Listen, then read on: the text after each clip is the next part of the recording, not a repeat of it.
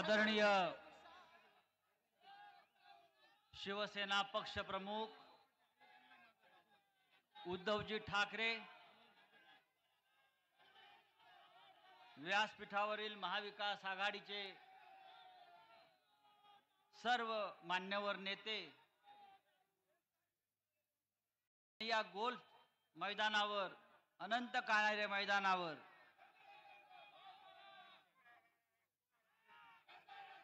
राजाभाऊ वाझे यांच्या विजयाची गॅरंटी देण्यासाठी जमलेले लाखो लाखो नाशिककर,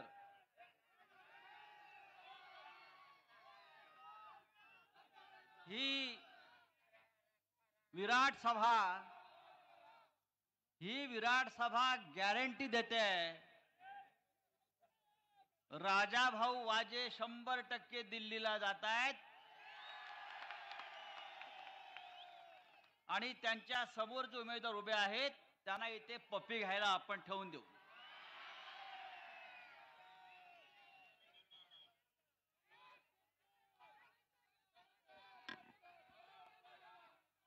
राजाभाऊ वाजे यांनी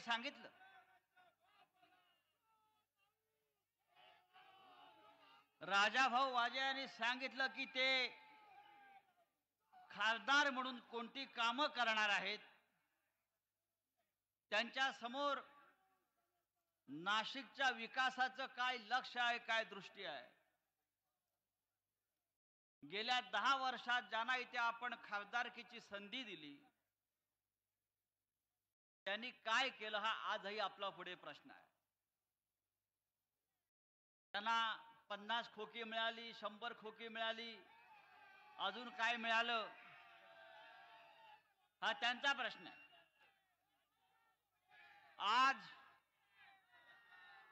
आज माननीय उद्धव साहेब इथे उपस्थित आहेत, पण या देशाचे पंतप्रधान मिस्टर फेकू आपण म्हणताय, मिस्टर फेकू हे सुद्धा नाशिकमध्ये होते. हे सुद्धा नाशिकला होते. निफाड तालुक्यातल्या पिंपळगावला गेले. भाड्याची माणसं तिथे आली. भाषण करता समोरून एक तरुण शेतकरी उठला आणि त्याने प्रश्न विचारला की प्रधानमंत्री जरा कांद्यावर बोला, कांद्याच्या प्रश्नावर बोला, शेतकऱ्यांचे जे हाल चालू आहेत कांदा निर्यात बंदी नंतर त्याच्यावर बोला.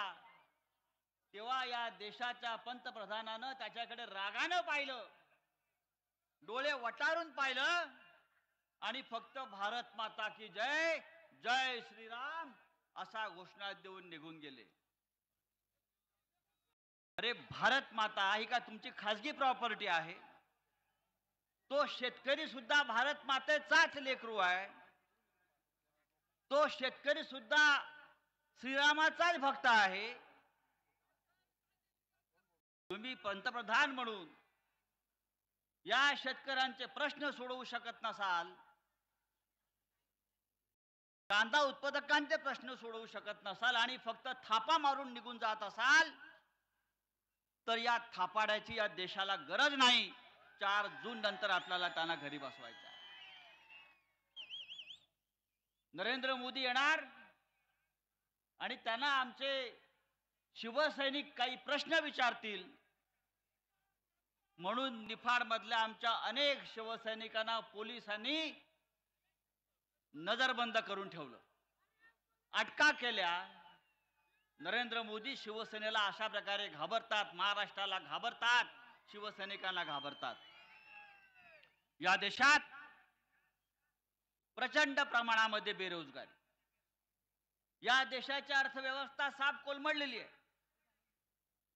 तरी सुद्धा नरेंद्र मोदींना एक प्रकारची घमेंड आहे की माझ्याशिवाय या देशाला पर्याय नाही. मी म्हणजे देश, मी म्हणजे इंडिया, मी म्हणजे सर्व काही. ही घमेंड उतरवायची वेळ आता आलेली आहे. नव्या भारताचा नवा मंत्र मोदीने दिलेला आहे. आपल्याला सांगू इच्छितो, हा नवा मंत्र काय? की या देशामध्ये कामधंदा मंदम, मंदी प्रचंडम, जिंदगी झंडम, फिर भी घमंडम, फिर भी घमंडम. अरे कसली घमेंड आली आहे तुम्हाला? हा या देशाची जनता तुम्हाला सत्तेवरून खाली खेचायला निघालेली आहे.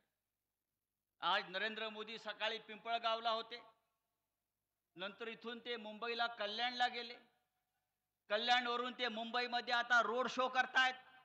अख्खी मुंबई त्या रोड शो साठी आज बंद करून ठेवलेली आहे. ट्रेन बंद केलेल्या आहेत, मेट्रो बंद केलेली आहे. गेल्या 1 महिन्यामध्ये मोदींनी महाराष्ट्रामध्ये 28 सभा घेतल्या आणि मुंबईमध्ये आज रोड शो घेत आहेत. शिवसेनेमुळे नरेंद्र मोदींना रस्त्यावर यावं लागलं, लक्षात घ्या. पण कितीही रोड शो घ्या, किती सभा घ्या, हा महाराष्ट्र आता तुमच्या पाठीशी उभा राहणार नाही.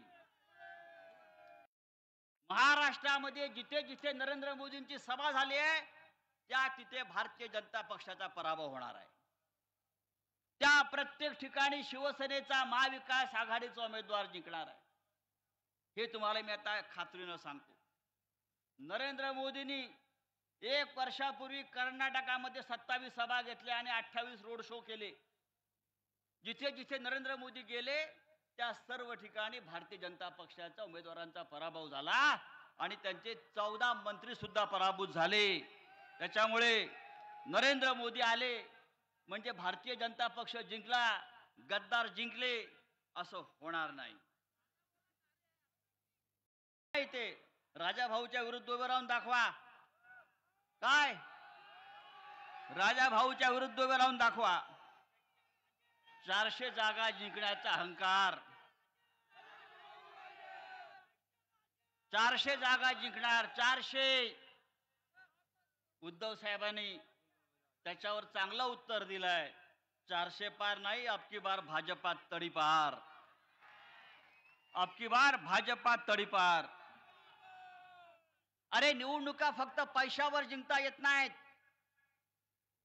परवा या नाशिकमध्ये हेलिकॉप्टर उतरलं. कुठे आहे ते हेलिपॅड मला माहित नाही, पण नाशिकमध्ये उतरलं. या महाराष्ट्राचे घटनाबाह्य मुख्यमंत्री हेलिकॉप्टर मधनं काय बॅगा, खोके आणि बॅगा लोकांना माहिती आहे. त्या हेलिकॉप्टर मधून 19 बॅगा उतरल्या. आपण त्या संदर्भातला एक व्हिडिओ सुद्धा लोकांसमोर आणला. 19 बॅगा म्हणजे 19 कोटी रुपये त्याच्यामध्ये होते. या 19 बॅगामध्ये काय तुमचे चड्डे आणि बनियन होते काय? काय होतं त्या बॅगेमध्ये? कोणासाठी आणलाय 19 बॅगा?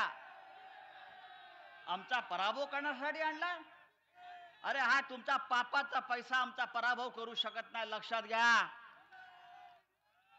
तेव्हा मित्रांनो, या महाराष्ट्रामध्ये परिवर्तनाची लाट आलेली आहे. शिवसेनेचे पक्षप्रमुख उद्धव ठाकरे यांच्या नेतृत्वाखाली हा महाराष्ट्र एका क्रांतीच्या दिशेने निघालेला आहे. एक लढवय्या नेता, एक संघर्ष करणारा नेता नरेंद्र मोदी, अमित शहा या महाराष्ट्राचे दुश्मन, त्यांच्या विरोधामध्ये उद्धव ठाकरे यांनी जी मशाल पेटवलेली आहे ती मशाल आता या महाराष्ट्राला नवी दिशा दाखवल्याशिवाय राहणार नाही. मी आपल्याला इतकंच सांगेन, मी आपल्याला एक गॅरंटी देतो माननीय उद्धव ठाकरे साहेबांच्या वतीनं, नरेंद्र मोदी 4 जून नंतर प्रधानमंत्री राहत नाही. आणि या महाराष्ट्रामध्ये पुढल्या 4 महिन्यामध्ये सत्ता बदल होऊन या राज्याची सूत्र पुन्हा एकदा शिवसेनेच्या नेतृत्वाखाली महाविकास आघाडीकडे आल्याशिवाय राहणार नाही. ज्या पद्धतीनं भ्रष्टाचाराचा वापर करून शिवसेना फोडली, राष्ट्रवादी काँग्रेस फोडली, हा जनतेचा आवाज इतका बुलंद आहे की या जनतेच्या बुलंद आवाजामुळे नरेंद्र मोदीच्या खुर्चीलाही सुरुंग लागल्याशिवाय राहणार नाही. याची खात्री बाळगा. राजाभाऊ वाजे एक आपल्यातला प्रामाणिक सचोटीचा माणूस उद्धव साहेबांनी आपल्याला उमेदवार म्हणून दिलेला आहे. आपण त्यांना त्यांची निशाणी मशाल या मशालीला भरभरून मतदान करून ही मशाल पुढल्या 4 दिवसामध्ये नवीन चिन्ह जरी असलं तरी पुढल्या 4 दिवसामध्ये ही मशाल आपण घराघरामध्ये पोचवायला पाहिजे. आणि आपल्याला दाखवायचं आहे, तुम्ही आमचा पक्ष काढून घेतलात, तुम्ही आमचं धनुष्यबाण चिन्ह काढून घेतलात, तुम्ही आमच्यावरती हल्ले केलेत, आघात केलेत, तुम्ही आम्हाला अपमानित केलं, तुम्ही महाराष्ट्राला अपमानित केलं, पण ही मशाल यापुढे महाराष्ट्राला उजळून टाकल्याशिवाय राहणार नाही. आणि हिंदू हृदय सम्राट शिवसेना प्रमुख बाळासाहेब ठाकरे यांची शिवसेना ही शिवसेना जे नकली म्हणतायत, ही शिवसेना जे नकली म्हणतायत त्यांना आपण दाखवून द्यायचं आहे, हा विराट जनसागर नाशिकचा हा नकली नसून हा तुमच्या पराभवासाठी सज्ज झालेला रौद्र रूप धारण करणारी ही शक्ती आहे.